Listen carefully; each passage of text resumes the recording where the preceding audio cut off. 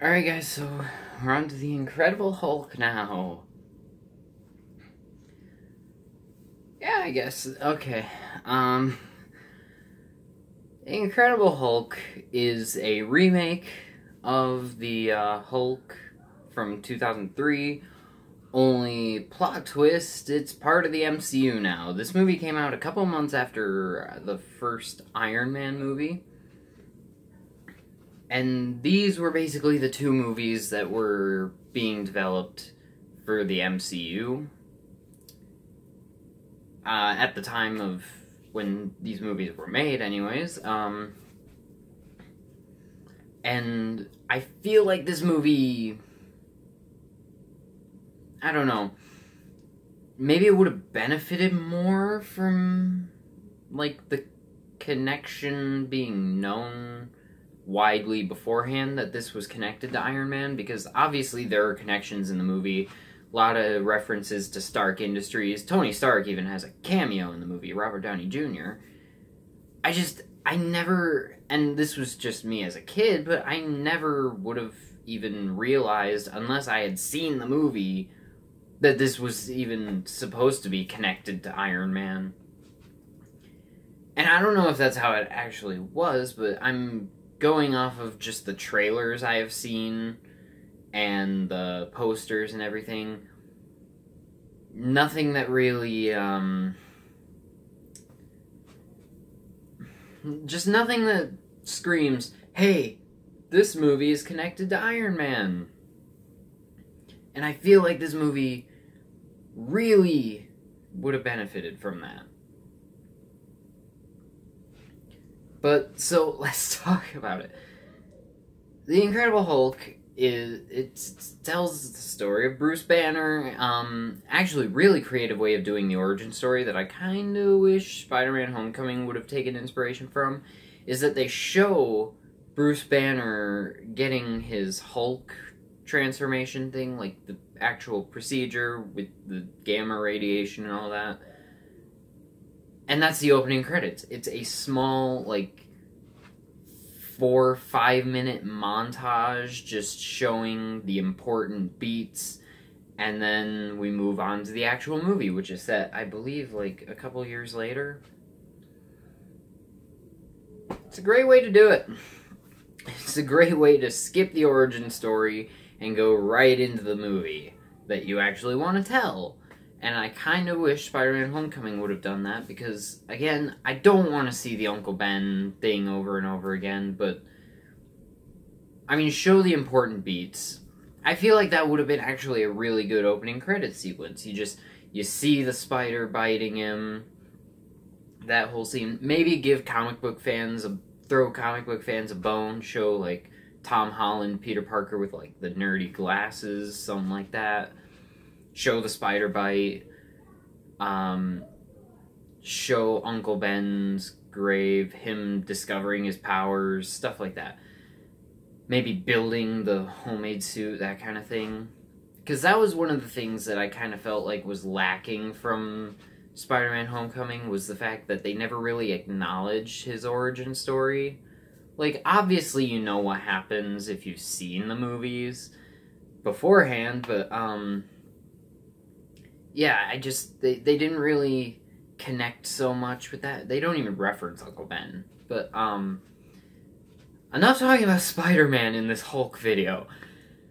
This movie stars Edward Norton as Bruce Banner, Liv Tyler as Betty Ross, Tim Roth as the Abomination, and William Hurt as General Ross, who actually reprised his role in Captain America Civil War, so that was kind of a cool thing. Only I forget what he got promoted up to in Civil War, but he wasn't a general anymore. And he had a whole story about it, how he, like, he had, like, a heart attack or something, and so he couldn't anymore. I really need to watch Civil War again. I will admit it has been a significant amount of time since I've seen Civil War, not gonna lie. I mean, I put it on the other day, but I just skipped the parts with Spider-Man. No, I like this movie. out of the 2 Hulk movies we've gotten, this is the best one. This is much better than the Ang Lee one with Eric Bana as the Hulk. I will say this, I do like Eric Bana as the Hulk, and I do like the 2003 Hulk movie more than most people. I'll just admit, it's not that great, and this is significantly better. This is actually a really, really well done movie. It's just... the main problems that I have with this movie are all things along the lines of... mainly just that it doesn't really connect with the rest of the MCU. Like, in comparison to the Iron Man movies, Thor, and the first Captain America movie in relation to the Avengers movie, this one feels the most kind of out there. Like, when you're thinking of Phase 1, immediately you think Captain America First Avenger, Thor, Iron Man 2, and then you're like, oh yeah, and there was that Hulk movie also. This movie's a little bit forgettable, and there's a bit of a problem with that. Now, I'll say this. It does connect to the MCU pretty well. Again, a lot of Stark Industries references. I think there was one thing that someone pointed out a long time ago where you see a truck with a dude with a bow and arrow in there, and a lot of people were theorizing that that was Hawkeye, and like on the internet in like 2010 people were theorizing that that was Hawkeye. And then obviously Tony Stark himself does show up in the movie, and he tells Ross, we're putting a team together. It's the Avengers. Just in case you didn't watch the post-credit scene from Iron Man. By the way, can I just say how brilliant it is that you spend your whole life thinking that, like, Iron Man, Hulk take place in 2008. Iron Man 2 takes place in 2010. Thor takes place in 2011. Captain America takes place in 1943, but also a little bit in 2011. And then the Avengers is in 2012. And then you find out that there was a comic book that came out right before the Avengers that places Iron Man 2, Thor, and the Incredible Hulk all in the same week. And the present day bits of Captain America the First Avenger a year after that. And I'm pretty sure Iron Man 2 picks up just a few months after the first Iron Man. So that means basically the entire Phase 1 takes place in 2008 and 2009, which actually works in the favor of Spider-Man Homecoming, because that means, because the Avengers only takes place a couple months after the first Captain America, so that can easily place it in 2009 also, so 8 years later, 2017. Holy crap. I really need to stop talking about Spider-Man in this Hulk video. I'm sorry, guys. But, so, I want to talk about Edward Norton, because Edward Norton is notoriously a great actor who is one of the worst actors to work with. They even kind of parodied it a little bit in Birdman. He's alright. He's pretty good, honestly. Honestly, he's decent as the Hulk. I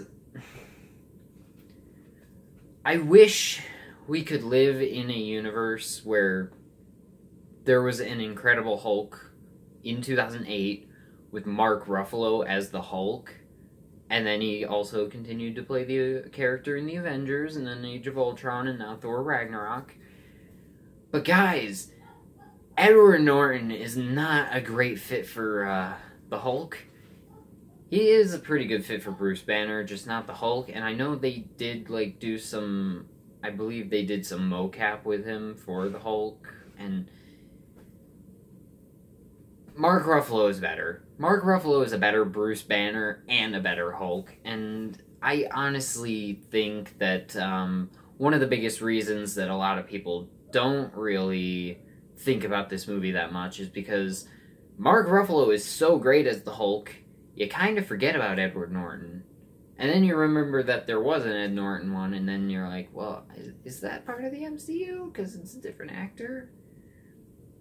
Stuff like that. And I gotta talk about Tim Roth. Tim Roth is a great actor. I absolutely freaking love Tim Roth. He's really good in this movie. He is actually great in this movie. He plays Emil Blonsky, who is like, he's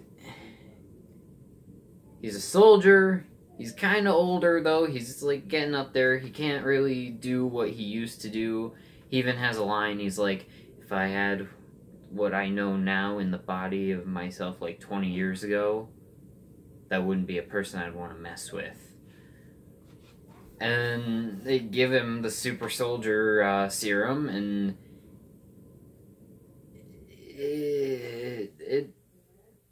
we don't really get to see much with him. He goes up to the Hulk. He just looks at him, and I think he says something. I can't really remember. He says something, and then the Hulk just freaking kicks him into a tree. And that's it. And then he heals in a few days, so that's good.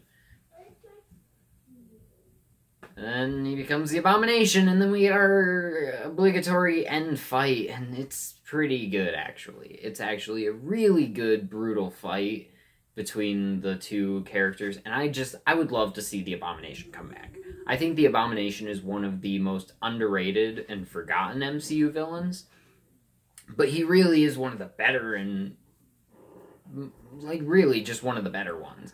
And I really hope they bring him back, and I'm sure he's under contract too. They just haven't called upon him yet. They haven't come down like angels from heaven, like, you signed your soul to us, it is time to claim. It's actually really cool because the light is bouncing off my pail, so it's making it look like heavenly light shining from my hand. Honestly, and this movie has decent action.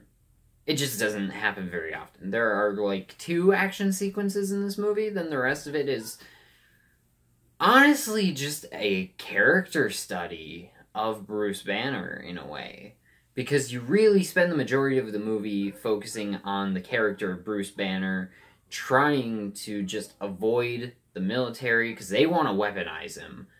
And he's trying to cure his thing, and then he's also got a relationship with Betty Ross. And all that together makes this movie more of a Bruce Banner movie than a Hulk movie. Kind of like, and I guess that is disappointing for some people, kind of like how Iron Man 3 was a little bit disappointing for a lot of people, because it was more of a Tony Stark movie than an Iron Man movie. I personally didn't have this issue because I love the character of Tony Stark, Iron Man suit or not. So, a Tony Stark-centric movie with a little bit of Iron Man in there, I am completely fine with, because I think Tony Stark is a great character. And I especially love I'm just going to gush a little bit over Iron Man 3 for a second. I love the place they put him in Iron Man 3 because we get to see more of that ingenuity that made us fall in love with him in the first movie, because he was able to build a suit from nothing.